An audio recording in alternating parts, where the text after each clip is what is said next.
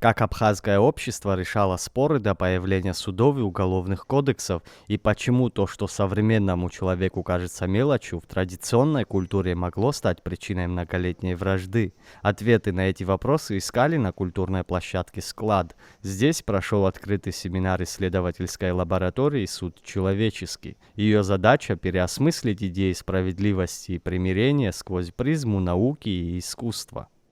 Это лаборатория, которая рассчитана на художественное такое переосмысливание идей справедливости, наказания и примирения. Мы хотели объединить художественный подход и исследовательский подход к вопросу справедливости в Абхазии, потому что у нас, мне кажется, уникальный в этом смысле контекст. У нас есть параллельно существующие системы справедливости в нашем обществе. У нас есть какие-то традиционные свои представления о том, что она представляет. У нас также какая-то законодательная структура. Они одновременно работают, иногда друг другу противоречат, иногда друг другу помогают. И системы справедливости в Абхазии очень сильно менялись на протяжении последних 200 лет. Это тоже очень интересно было бы рассмотреть, и как это все влияет на людей, которые здесь живут.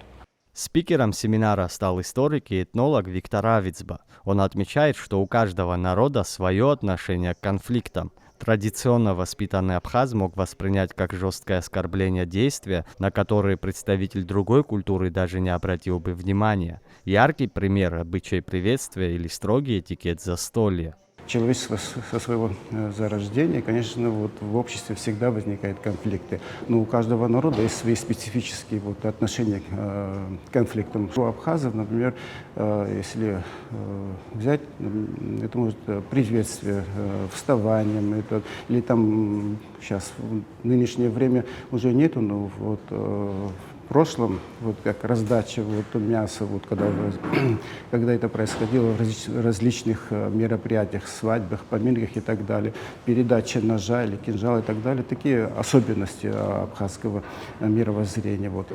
Ну вот, если конкретно говорить, что-то подобное я нашел у аборигенов Южной Америки. Аборигены майя, майя, ацтеки, что-то похожее, на удивление есть такие элементы, методы. Подобные кодексы поведения формировались веками, и их отголоски дошли до наших дней. Лектор привел показательный пример из послевоенных лет. Когда в республике был дефицит топлива, хозяева сельских свадеб лично охраняли машины гостей. Ведь по традиции за безопасность и имущество пришедшего отвечает принимающая сторона. Кража бензина обернулась бы несмываемым позором для всей семьи. Были такие моменты, когда вообще тяжело было, не было топлива.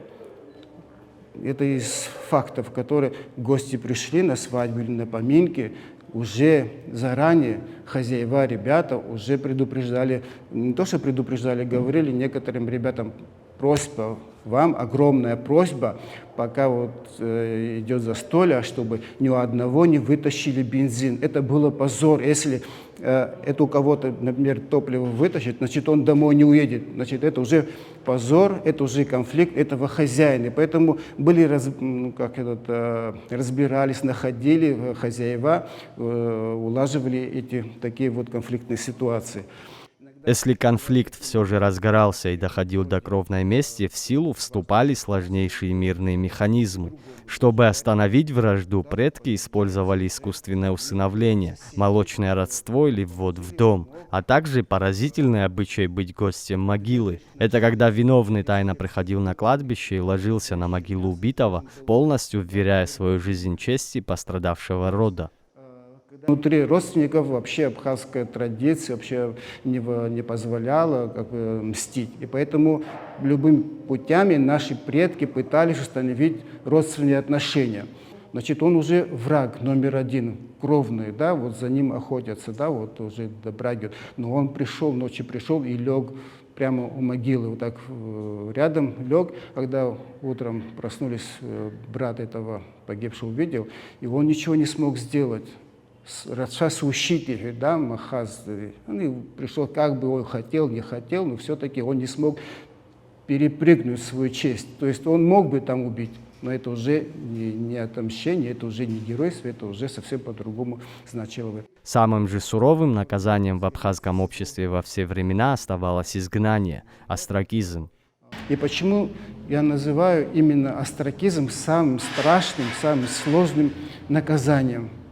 Потому что когда начинал, вы помните, когда общество, вот, чем больше людей, там, защиты и так далее, эти люди, которые изгнаны из общества, они становились легкой мишенью, они уже беззащитны. То есть ни один человек, ни из фамилии, ни из села и так далее не стал бы в защиту их. То есть они одинехенько остались бы, как и шарадас амба гудикал, да, вот такое решение. То есть, когда уже братья не поддерживают, он только столб обнял, и только столб для него это становится близким. Сама лекция стала лишь вводной частью встречи. Позже формат семинара изменился. Участники и лектор переставили стулья в круг для открытого разговора. Эта дискуссия лишь один из этапов большой работы исследовательской лаборатории, которая продлится на складе до конца июля.